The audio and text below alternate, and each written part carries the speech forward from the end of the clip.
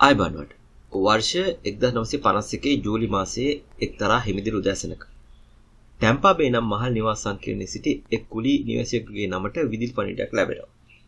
නමුත් මේ විදුලි පණිවිඩය මුලින්ම බාරගත්තේ එම මහල් නිවාස සංකීර්ණයේ බාරව සිටි පැන්සි කාපෙන්ටර් නම් වූ තැනැත්තිය. ඇය එම විදුලි පුවත නියමිත පුද්ගලයාට ලබා දීම පිණිස මහල් නිවාස සංකීර්ණයේ අදාළ කුලී නිවාසයේ දොර තට්ටු කළා. ප්‍රතිචාරයක් ලැබෙන්නේ නැහැ. අවසානයේදී ඇය දොර විවෘත කිරීමට තීරණය කළා. නමුත් දොරගලට අත තැබු විගස ඒ ඉතා උණුසුම් වී ඇති බව ඇයට දැනුණා. කිසියම් දෙයක් සිදු වී ඇති බව ඇයට තේරුම් යන්න වැඩි වෙලාවක් ගියේ නැහැ. ඇය ගත හැකි සුදුසුම ක්‍රියාමාර්ගය ලෙස පොලිසිය ඇමතුවා. පොලිසිය අදාළ කුලී නිවාසයට පැමිණ දොර විවෘත කළ වහාම ඔවුන් තම වෘත්තීය ජීවිතයේ දුටු අద్භූතම සිදුවීමකට මැද වුණා.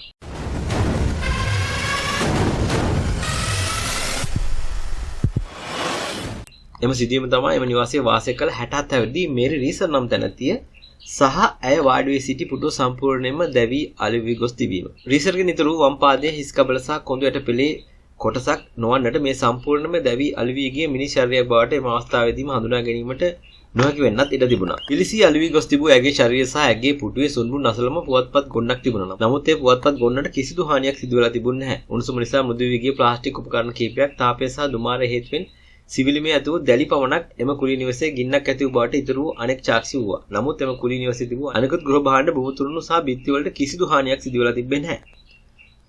ෆ්ලොරිඩා ප්‍රාන්තයේ අයත් ශාන්ත පීටර්ස්බර්ග් නගරයේ සිදු වූ මේ මරණය අදට ඇමරිකා එක්සත් ජනපදයේ ඉතිහාසයේ අභිරහස් සිදුවීමක් විදිහට තමයි සැලකෙන්නේ. 1884 වර්ෂයේ මාර්තු 8 වෙනි දින පෙන්සිල්වේනියා ප්‍රාන්තයේ අයත් කොලොම්බියා ප්‍රාන්තයේදී මේල් ලිසර් උපත ලබනවා. එහිම ජීවත් වූ ඇස් සිය ස්වාම පුරුෂයාගේ මරණයෙන් පසු තම වැඩිමාල් පුතු රිචඩ් සහ ඔහුගේ පවුලේ අයට සමීපව ජීවත් වීම පිණිස ෆ්ලොරිඩාවට සංක්‍රමණය වෙනවා.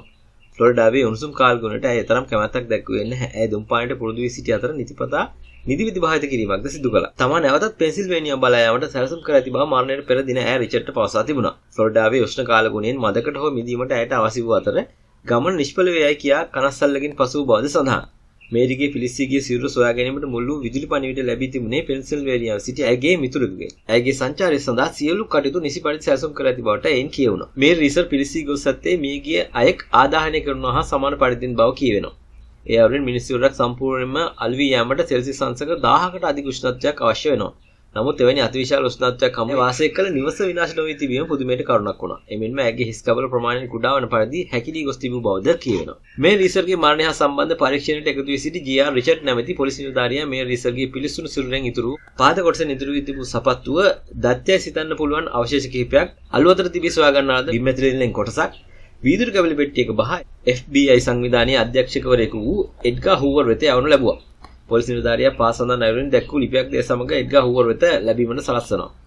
මිනිස් සිරුරක් මේ ආකාරයෙන් විනාශ විය හැකි ආකාරය සහ ගොඩනැගිල්ලට හා කාමරයේ ගෘහ භාණ්ඩවල සුළු හානියක් සිදු කරමින් කුඩා ප්‍රදේශයකට ගින්නක් සීමා විය හැකි අන්දම ගැන පැහැදිලි කරන තොරතුරු හා උපකල්පනයන් අප මේ සමග ඉල්ලා සිටි මෙහිදීම කාමරයේ මතු පිටින් දැවීමක් හෝ දුමෙන් සිදු වූ හානියක සලකුණු නොපෙන්වයි. සති කිහිපයකට පස්සේ ලිපියට ප්‍රතිචාර වශයෙන් FBI සංවිධානය මෙම සිදුවීම වික් ආචරණය නම් සංසිද්ධියක් නිසා සිදු බව ප්‍රකාශ කළා. ඉටිපන්දමක් ආකාරයෙන් මිනිස් සිරුරක් ගින්නෙන් දැවීම ගැන පැහැදිලි කරන එක්තරා න්‍යායක් ලෙස වික් ආචරණය හැඳින්විය හැකියි. ඉටිපන්දම ඉටි ඉන්ධන ලෙස භාවිත වෙමින් දහනය වන්නාසේ මිනිස් සිරුරක තිබෙන මේ දේ ඉන්ධනයක් වෙමින් සිරුර දැවී යාමක් ගැන කියවෙනවා. මේ රීසර්ගේ මරණය ඇගේ ගිනි ගන්නා සුළු රාත්‍රී ඇඳුම ඇගේ දුම්වැටි සහ නිදිපති ලබා ගැනීම යන සාධක එකතුවෙන් සිදු වූ අවාසනාවන්ත මරණයක් ලෙස FBI සංවිධානය කරුණු දක්වනවා.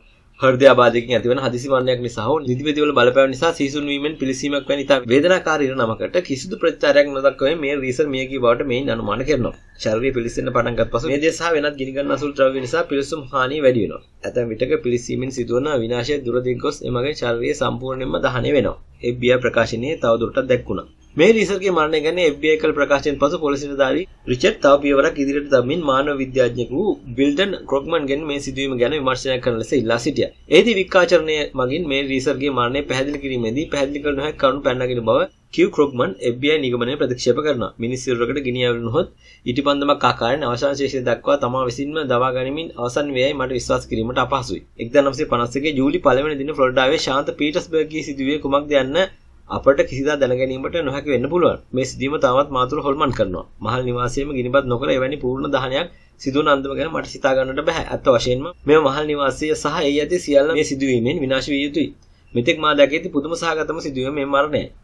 ඒ ගැන සිතන ඕනෑ විටක මගේ රෝම කූප නොපැහැදිලි බියකින් කෙලින් වෙනවා.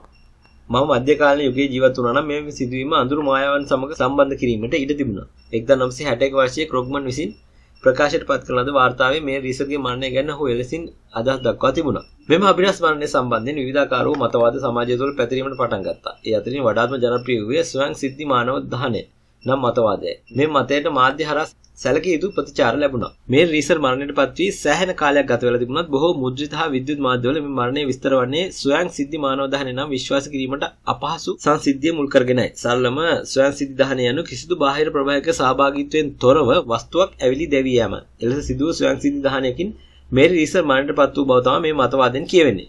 කතා කොහොමවත් බාහිර සාධකකින් තොරව පුද්ගලයෙක් තුළින් ඉබේ හටගත් ගින්නකින් ඔවුන් විනාශ විය හැකියි යන සැකය මුලින්ම ඇති වුණේ මේ රීසර් හරහා නොවේ. शतवर्ष गणनाවක් තිස්සේ මේ අద్భుත සංසිද්ධිය ගැන මිනිසුන් විවාද කරනවා. ස්වයං සිද්ධි මිනිස් දහනය පිළිබඳ ප්‍රථමයෙන් තොරතුරු වර්ෂ 1641 තරම් ඈත අතීතයේ විහිදී යන අතර 19 වන සියවසේ ජීවත් වූ චාල්ස් ඩිකන්ස් නම් කතෝරයා අතින් ලියවුණු බ්ලික් හවුස් නම් නවකතාවේ එක් චරිතයක් ස්වයං සිද්ධි මිනිස් දහනය හේතුවෙන් මරණයට පත්වීම ගැන සඳහන් වූ නිසා මෙම සංසිද්ධිය සමාජයේ පැතිරෙනවා. මිනිස් සිරුර බොහෝ දුරට ජලයෙන් සමන්විත වන අතර එහි අධික ලෙස දැවෙන ද්‍රව්‍යයන් වන්නේ මේද පටක සහ මීතේන් වායු වන නිසා ස්වයං සිද්ධිය මිනිස් දහනයේ සැබෑ සංසිද්ධියක් වීමේ හැකියාව ඉතාම අවමයි. බොහෝ විද්‍යාඥයින් මෙම සිද්ධාන්තය බැහැර කරමින් මෙවැනි අద్భుත ගිනි ගැනීමකට පරීක්ෂණ වලට හසු නොවූ ගිනි කූරක් හෝ දුම්වැටයක් වැනි යමක් හේතු වන බවට තර්ක කරනවා. අනික් අතට ස්වයං සිද්ධි මානව දහනයේ සත්‍ය සංසිද්ධියක් මිනිස් සිරුරක් අලු බවට පත්වීම සඳහා අවශ්‍ය වන සුවිශාල උෂ්ණත්වයක් හමුවේ එම දැවෙන සිරුර වට ඇති පරිසරයට හානි නොවන්නේ මන්දයි විද්‍යාඥයින් ප්‍රශ්න කර සිටිනවා. අපූර්ව සංසිද්ධියට හේතු වන සාධක වා ඇතමුන් යෝජනා කර තිබුණා. එලෙස යෝජනා වූ හේතුන් අතර බැක්ටීරියා, ස්ථිතික විදුලිය, තරබාරුකම, ආතතිය සහ අධික ලෙස මත්පැන් පානය කිරීම වැනි කාරණා ඇතුළත් වන අතර ඒ කිසිවක් විද්‍යාවෙන් මේ දක්වා සනාථ වෙලා නැහැ. නමුත් 2012 අගෝස්තු මාසයේදී නිව් සයන්ටිස්ට් සංග්‍රහව හමුවේ ස්වයං සිද්ධි මානව දහනය ගැන තරමක් වෙනස් වූ අදහසක් ප්‍රකාශ කරලා තියෙනවා. මත්පැන්, දියවැඩිය හෝ විශේෂිත ආහාර වේලක් හේතුවෙන් ගිනි ගන්නා සුළු ඇසිඩෝන් ශරීරය තුළ සෑදීමෙන් ස්වයං සංසිද්ධි දහනයක් බලාපොරොත්තු විය හැකි බව ඔහු පවසලා තියෙනවා. සිදුවීමෙන් දශකයකටත් පසු මරණය සම්බන්ධයෙන් ක්‍රොග්මන් විකල්ප මතවාදයක් යෝජනා කළා. එම මතෙන් මේ රිසර් වෙනත් තැනක ඝාතනයකට පුළුල් සදෙම බවට යෝජනා කරනවා. ආදාහනකාරයකට ප්‍රවේශ වීමට හැකියාවක් ඇති ඝාතකයෙක් මේ මරණය සිදු කළ බවත් ඉන්පසු ඇගේ අවශේෂ මහල් නිවාසයෙන් ප්‍රවාහනය කළ බවත් විකල්ප මතෙන් කියවෙනවා. නමුත් මේ විකල්ප මතෙත් ගැටලු රාශියක් තිබෙන බවට පැහැදිලිවම පෙනී යනවා. මහල් නිවාසයේ භාරකාරණී කලබලටපත් කළ උණුසුම් වූ දොර අගුල මේ විකල්ප මතෙන් පැහැදිලි කරන්නේ කෙසේද? මිනිමරුවා මේ රිසර් ඇගේ පුටුවෙන් පැහැරගෙන මරා පුළුල් සදෙමුවේ ඇයි? අවසාන වශයෙන් ආදාහනකාරයකට පිවිසීමට මිනිමරුවෙකුට හැකිනම් දේහයේ අවශේෂයේ තැනැත්තියගේ නිවසට ගෙන එන්නේ ඇයි? මේ රිසර්ගේ අසාමාන්‍ය මරණ සියලු අංග පැහැදිලි කරන න්‍යායක් හෝ මරණය ආශ්‍රිතව පැනනගුණු ගැටලුවට හොඳ පිළිතුරු අද වෙනකොටත් ලැබී නැහැ. ඒ අනුව වසර ගානකට පසු මේ රිසර්ගේ මරණය නූතන ඉතිහාසයේ නොවිසඳුණු විශාලතම අභිරහස් වලින් එකක් ලෙස තමයි තාමත් සැලකෙන්නේ.